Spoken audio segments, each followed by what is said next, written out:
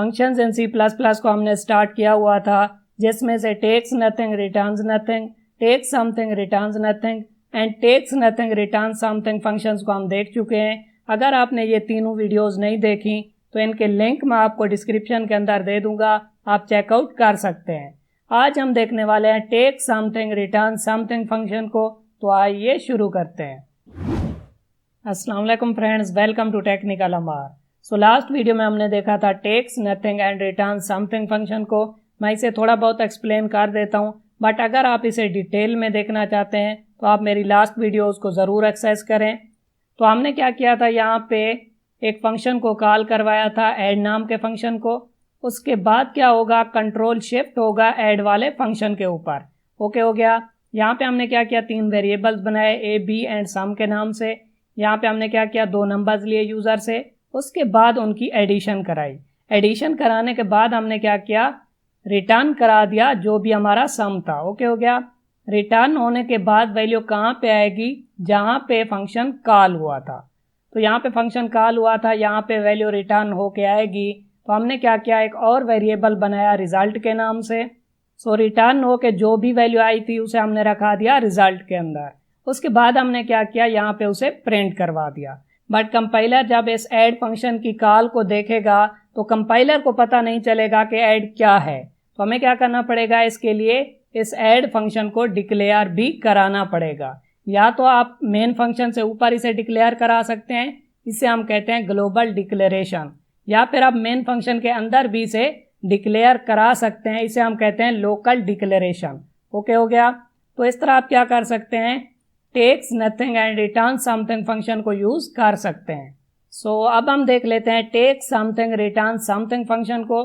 तो यहाँ पे मैं क्या करता हूँ, इसे बना देता हूँ take something and returns something.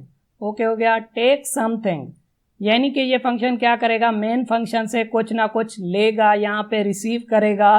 तो मैं क्या करता हूँ, यहाँ पे 2 वेरिएबल्स बनाता हूँ एक्स एंड वाई के नाम से। उसके बाद मैं क्या करता हूँ, यहाँ पे यूज़र से 2 वैल्यूज़ लेता हूँ, इंटर 2 नंबर्स।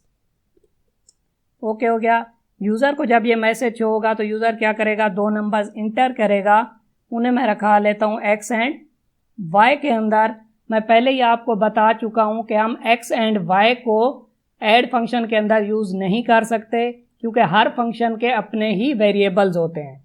बट अगर हम एक्स एंड वाई को यूज़ करना चाहते हैं ऐड फंक्शन के अंदर, तो हम क्या कर सकते हैं, इसकी वैल्यूज़ को यहाँ पे पास कर सकते हैं।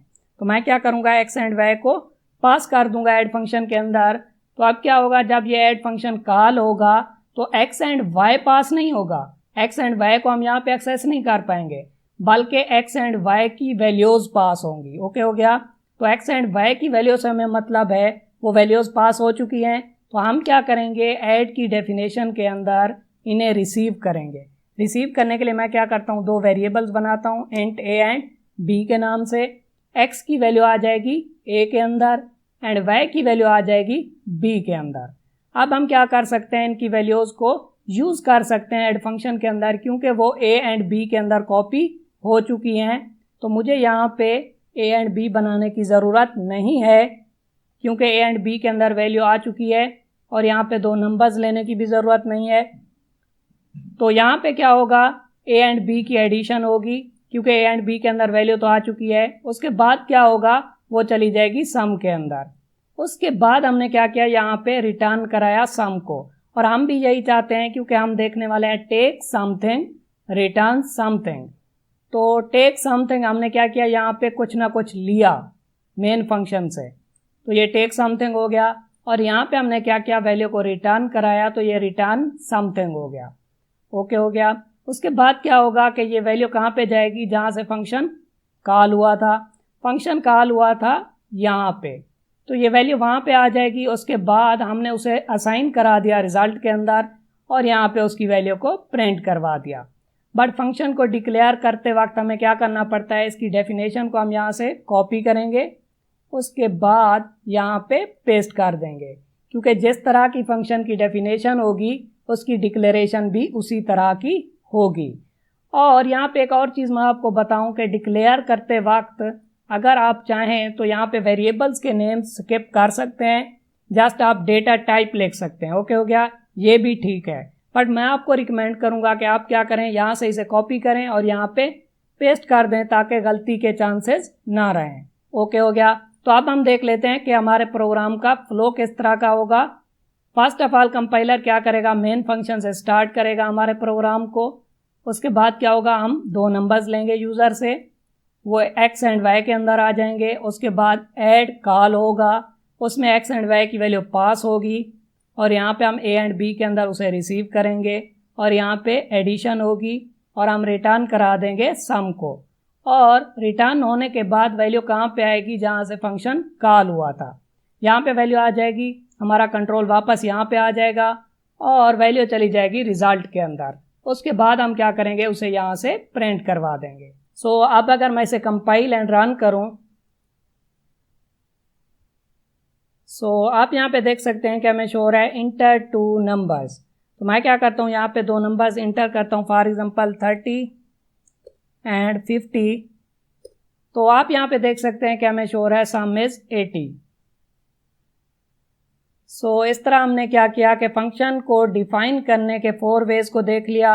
फंक्शन से रिलेटेड और भी प्रोग्राम्स आने वाले हैं जो कि आपको मिलेंगे C++ ट्यूटोरियल फॉर बिगनर्स वाली प्लेलिस्ट के अंदर। सो आप क्या करें, इस प्लेलिस्ट को यहाँ से एक्सेस करें क्योंकि इसमें मैंने तमाम लेक्चर्स को सीक्वेंस के अंदर बनाया हुआ है। और अगर आप किसी भी टॉपिक से रिलेटेड एग्जाम्पल प्रोग्राम्स को देखना चाहते हैं तो आप मेरी C++ एग्जाम्पल प्रोग्राम्स वाली प्लेलिस्ट को भी एक्सेस कर सकते हैं। इन दोनों प्लेलिस्ट का लिंक मैं आपको डिस्क्रिप्शन में भी दे दूंगा और आई बटन के अंदर भी दे दूंगा। वीडियो अच्छी लगी हो तो वीडियो को लाइक करें और चैनल को सब्सक्राइब करें। Thank you.